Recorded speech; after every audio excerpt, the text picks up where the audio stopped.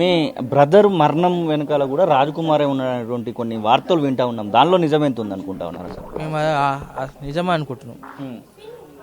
ఏ రకంగా చనిపోయాడు మీ బ్రదర్? అతను చేసిన కదలికలు బట్టి అతనే చేశాడని మాకు అర్థమవుతుంది. ఎట్లా చనిపోయాడు అసలు ఈ మైనర్ బాలిక తండ్రి మీ బ్రదర్ ఎట్లా చనిపోయాడు అసలు? దీని గురించి ఒకసారి చెప్పండి. కరెంట్ షాక్ అని చెప్పేసి కొన్ని వార్తలు వస్తూ ఉన్నాయి. అలాగే ఎట్లా చనిపోయాడానికి సంబంధించి హార్ట్ అటాక్ అని చెప్పేసి చెప్తా ఉన్నారు. అసలు ఎట్లా చనిపోయాడని మీరు భావిస్తూ ఉన్నారు? దాని వెనకాల రాజ్కుమార్ హస్తం ఉందని కరెంట్ షాట్ ఏం కాదండి, అది బాగా తాగుతాడు మన వీడు. ఇద్దరు కలిసి బాగా తాగిరు అక్కడ బయటికి తీసుకెళ్ళి బాగా తాగిపోయి తీసుకొచ్చి ఈడ ఇంట్లో వండబెట్టి నార్మల్ బాగా తాగి వంతాడు కానీ మేము అనుకున్నాం. అది గుర్కా వస్తుంది, అది రాకపోవడం వల్ల మా వాళ్ళకి డౌట్ వచ్చి చెప్పడంతో మళ్ళీ అతనే తీసుకెళ్ళి మా షాద్నగర్లో హాస్పిటల్ చేంజ్ చేసిన తర్వాత వాళ్ళు ట్రీట్మెంట్ అయింది కానీ కాలేదు.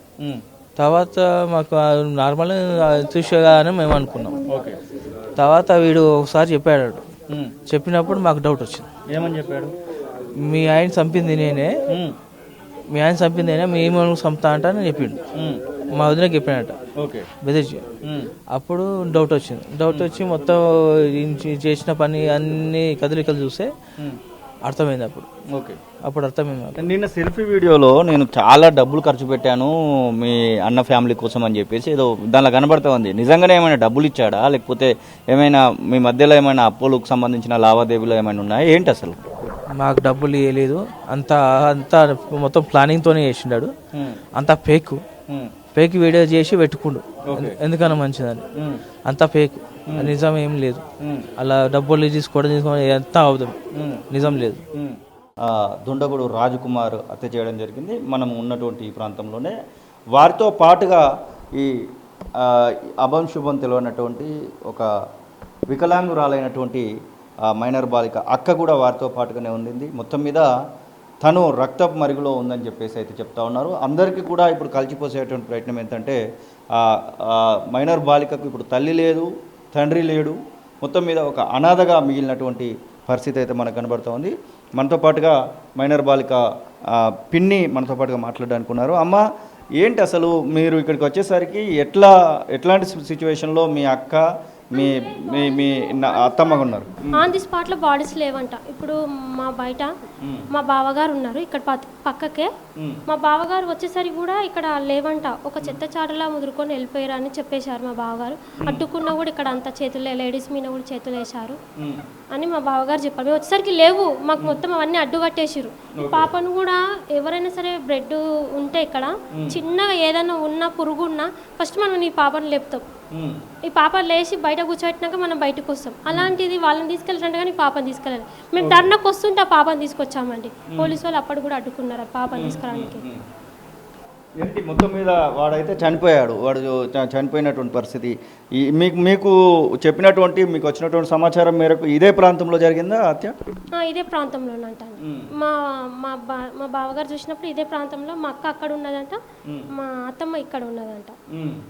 ఆ పాపని తీసుకుని ఆడవరకే అడుగులు ఉన్నాయి, మొత్తం లేవు కాళ్ళకి. మేము 3 రోజుల దాకా అట్లే పెట్టాము. మా కార్యక్రమాలు ఉన్నాయి కాబట్టి ఇల్లు క్లీన్ చేయాలి, 4 వస్తారని చెప్పేసి మేము కడిగేసాము. లేకపోతే మీకు క్లూస్. వాడు సూసైడ్ చేసుకొని చనిపోయిండు. చనిపోయేటప్పుడు ఒక వీడియో రిలీజ్ చేసిండు, ఏదో డబ్బులు ఖర్చు పెట్టినాము అని చెప్పేసి ఏదో రిలీజ్ చేసిండు. నిజంగానే అట్లాంటి రిలేషన్ ఏమైనా ఉందా వాడికి, మీ అక్క కుటుంబానికి, మీ బావకి మధ్య? ఏం లేదండి, అంత ఫేకే లేదు. మా బావ దగ్గర నుంచి అతను తీసుకున్నాడు. ఎప్పుడు అప్పుల్లోనే ఉంటారు. మీరు అక్కడ ఊరికి వెళ్ళినా కూడా మీకు ఇదే ఇన్ఫర్మేషన్ ఇస్తాడు. వాడు ఎవడు ఇంకోరికి ఇచ్చేటోడు కాడు, కానీ మా దగ్గరికి వెళ్ళి వాడు తీసుకుంటాడే ఉంది. లేదు, రావు, ఎప్పుడు అప్పుల్లో ఇంటి ముందరికే వస్తారు.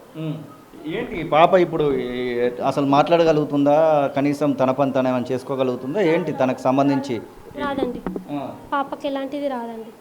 మనం రావు, మనం తినబెడతా అంటే మనం తినబెట్టాలి. ఏవి రావు పాప కాబట్టి మీరు చూడండి, రావు పాపకి. నైట్ టైంలో వాళ్ళు బాగా గుర్తుకొస్తారని ఇప్పుడు ఈ రూమ్లో కూర్చోబెడతాను. వీళ్ళు ఎప్పుడు ఇక్కడే వండుకుంటారు, ఆ పాప ఇక్కడనే వండుకునేది. నైట్ టైంలో మా అత్తమ్మ బాగా గుర్తుకు రావడం, మా అక్క గుర్తుకు రావడం, అక్కడ పోదాం వాళ్ళని తీసుకొద్దాం, సమాధుల దగ్గరికి పోదాం అని వాళ్ళ బాబాయ్ని రాత్రి బాగా ఏడ్చింది ఈ పాప. 5కి వండుకుంది సార్. పొద్దుగాల మీ మీడియా వాళ్ళు వచ్చాకనే లేవలేదు సార్ వాళ్ళకి చెప్పా, పాప నైట్ మొత్తం వండుకోలేదు, 5కి వండుకుంది, జస్ట్ రిక్వెస్ట్ అని అంటే TV9 వాళ్ళు వచ్చాకనే ఆ పాప లేచిందండి. ఆమె గురించి ఏమైనా మరి భరోసా దొరికిందా ఏంటి తనకు సంబంధించి? మీరు ఉంటారు అయినా కానీ సొంత ఇప్పుడు ఇంట్లో వాళ్ళకంటే మనం అయితే చూసుకోలేం కదా. ఇచ్చారు సార్ వాళ్ళు వచ్చారు, నేను మా కార్యక్రమం అయిపోయాక మాట్లాడతామని చెప్పారు. 3 చూశారంట, మీరు డిస్కషన్ చేసి చెప్తే మీరు సహకరిస్తే అని చెప్పారు.